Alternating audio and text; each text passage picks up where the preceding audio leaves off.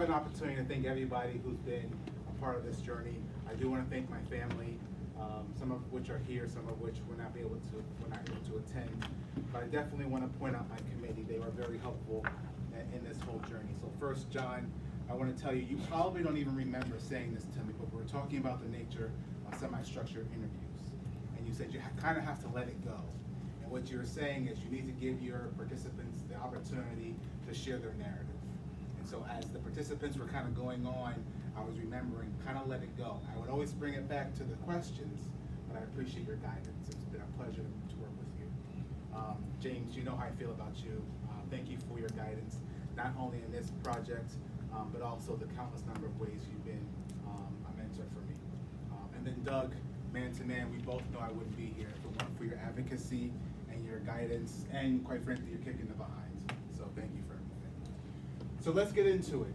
The first thing I'll do is I'll identify the problem as a researcher. I'll then move into literature review and talk a little bit about the framework that I use to understand my study. I'll move into the methodology and the way that I designed the study. It was a multiple case design. I will not only talk about the data collection process, but I'll show it to you. I'll not only talk about the data analysis process, but I'll show that to you as well. And then as we wrap up, I'll talk about the findings and also conclusions and recommendations for further study. So the problem itself, the problem itself is not very complex to understand. And it's that there is a performance gap that exists between black males and white males at every level of education, K through 16. And it's not a new phenomenon. It's something that we've known as educators for a long time. There are a lot of different theories and a lot of reasons why that gap exists, but it is there. Now, when you move into higher education and the experiences of black males on predominantly white campuses, the problem is a little more complex, but it's not very confusing. Literature also indicates that black males who attend predominantly white institutions, PWIs, experience heightened levels of stress due to the campus culture. So it's been written about for generations. One of my friend, Dr. Pat Terenzini, and his research partner, Ernest Pascarella, have written books about college students and retention, and they talk about how it's not enough to focus on, in their words, the traditional white male middle-class student from suburbia.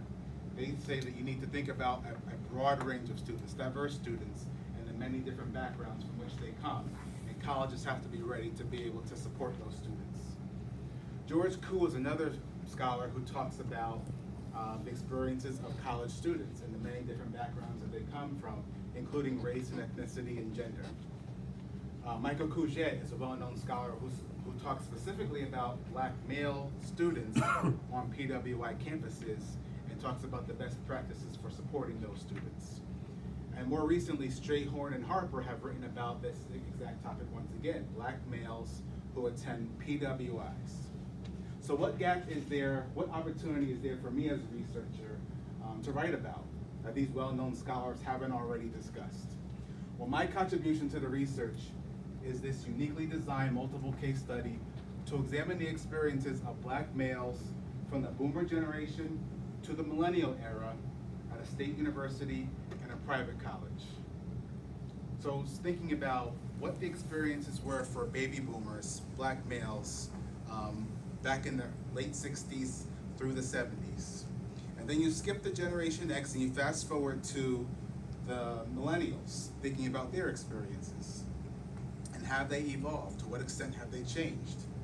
So the research question itself also isn't very complicated. It's how have the educational experiences of black males in college and the cultures of the PWIs they attended changed from the baby boomer generation to the millennial era. And it's situated in 4 different cases.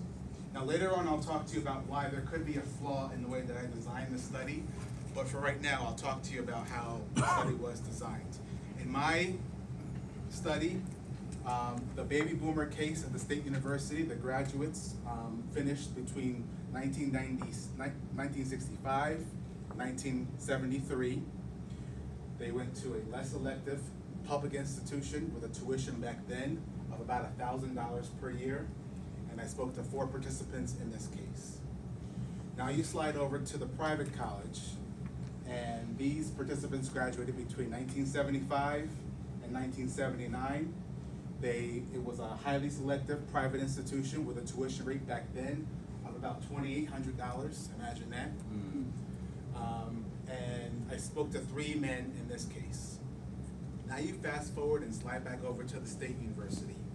In my study, the participants graduated between 2006 and 2018. They remain a less selective public institution with a tuition rate of about $22,000 at this point. And I spoke to 7 men in this case. And then slide back over to the private college. These participants graduated between 2010 and 2016. They remain a highly selective private institution with a tuition rate now that has ballooned to $60,000 per year. And I spoke to another 7 men in this case.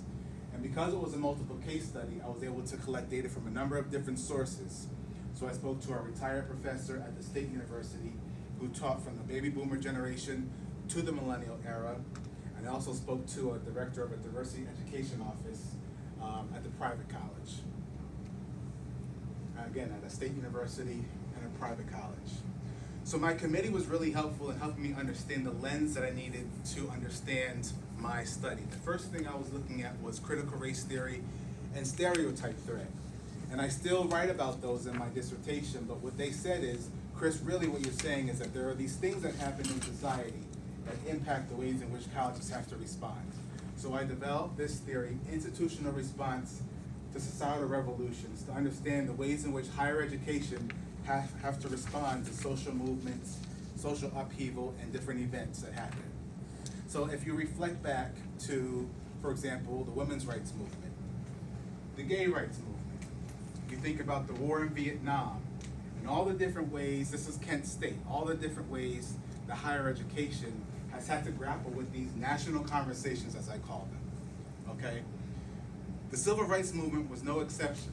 College and universities had to deal with how to deal with the civil rights movement as it relates to their campuses. So for example, both of the institutions I studied simultaneously were developing new enrollment programs to attract more diverse students, more black students to their campuses, 1968. I'll get to that in a second. So that's institutional response to societal revolutions. When I talked to millennial participants, many of them talked about the national conversations being the election of President Obama. And so colleges and universities had to grapple with how to respond to that movement. More recently, the Black Lives Matter movement has been demonstrations happening on college campuses. Someone asked me, has there been a Trump effect? And I said there has been. In my study, that was something that was really dominating what was happening on college campuses, different demonstrations and movements based on the election of the 45th president. Now I said that I did study critical race theory as it relates to my study. That was important. The premise of CRT is that race and racism are embedded throughout our society and often lead to the exclusion of persons of color and other oppressed groups. Now that last point is important to remember, other oppressed groups. Although it's called critical race theory, it talks more broadly about the dominant culture having more of an influence than the marginalized populations on college campuses. And so it was first written by a legal scholar, the late Professor Derek Bell. He was trying to understand how does race impact the ways in which society operates. But then it was further developed by the husband and wife team of Gene Stefancic and Richard Delgado. And they actually developed a range of different principles and tenets underneath critical race theory. And they've written several books and articles about CRT.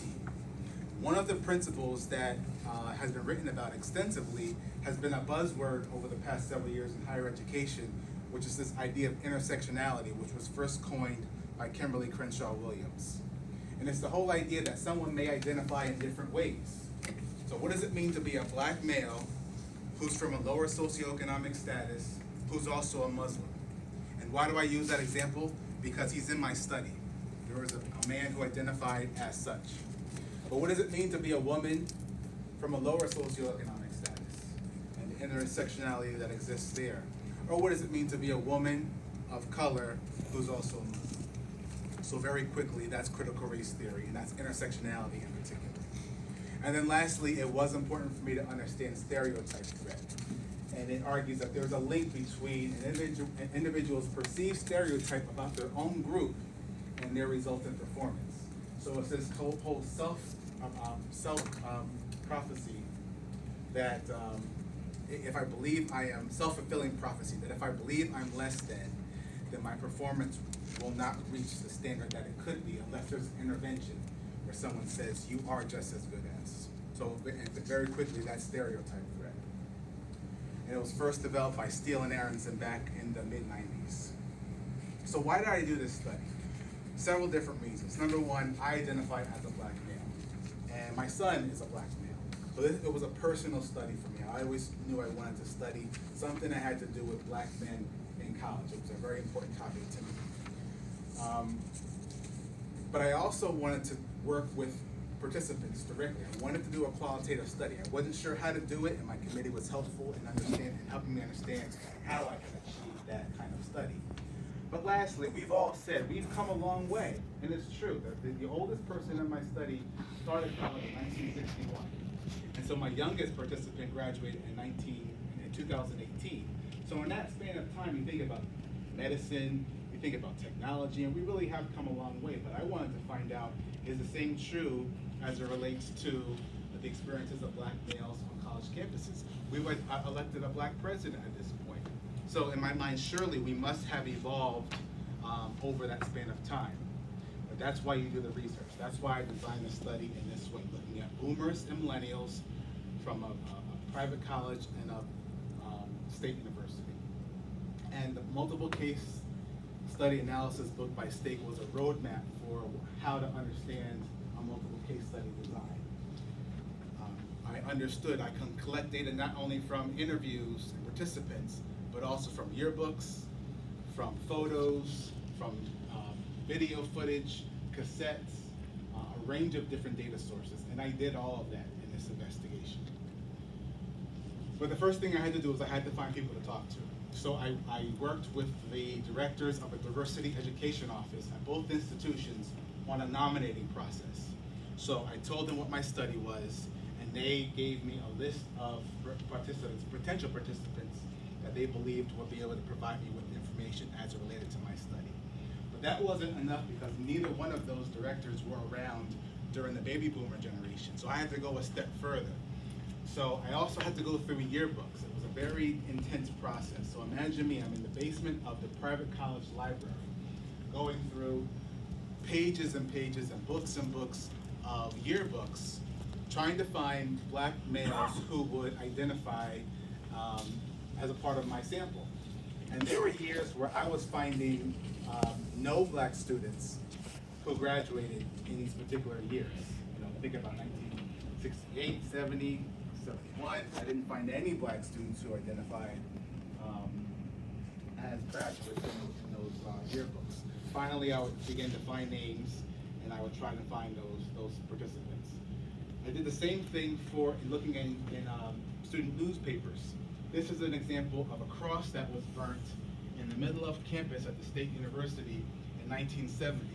So my thought was, who might be some of the black students who were responsible for how the university would respond to that situation?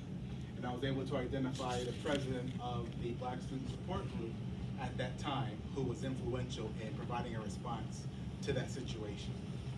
This is an example of how I collaborated with the special collections departments at both of the state at the state university. And this person, I caught them just before they left to go to another institution. She left, and there were like maybe 3 days later she went to another place. And if it wasn't for her, I may not have found the information that I found. She pointed me in the direction of yearbooks, course catalogs, student newspapers, but more importantly, an oral history project that was done in 1994. So imagine this, I have participants in my study who graduated in 1972 and 73, who in 1994 actually participated in an oral history project. And that data, those cassette tapes, now live at the State University Library. And so I was